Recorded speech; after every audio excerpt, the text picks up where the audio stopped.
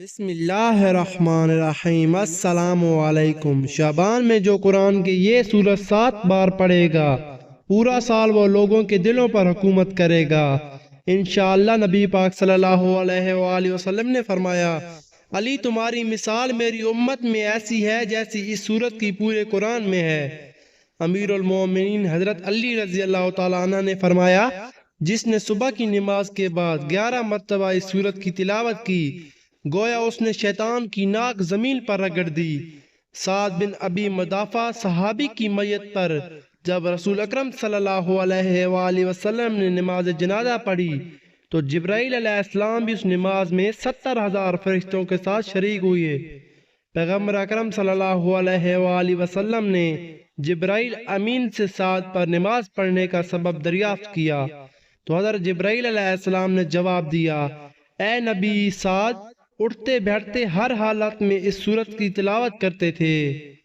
حدیث نبوی میں ہے کہ جب تم قبرستان سے گزرو تو 11 مرتبہ اس سورت کی تلاوت کر کے دفن ہونے والوں کو بخش دو تو ان کی تعداد کے برابر اس کا ثواب ملتا ہے۔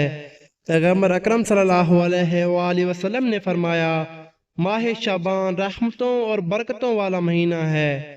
اس مہینے میں بندوں کے گناہ دھل جاتے ہیں، ان کی دعائیں قبول ہوتی ہیں، بندوں کو بے شمار رزق ملتا ہے۔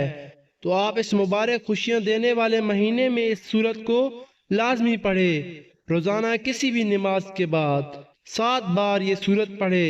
آسمان والے اس بندے کو پسند کرتے ہیں جو یہ سورت پڑھتا ہے اور اسے زمین میں بھی مقبول کر دیتے ہیں۔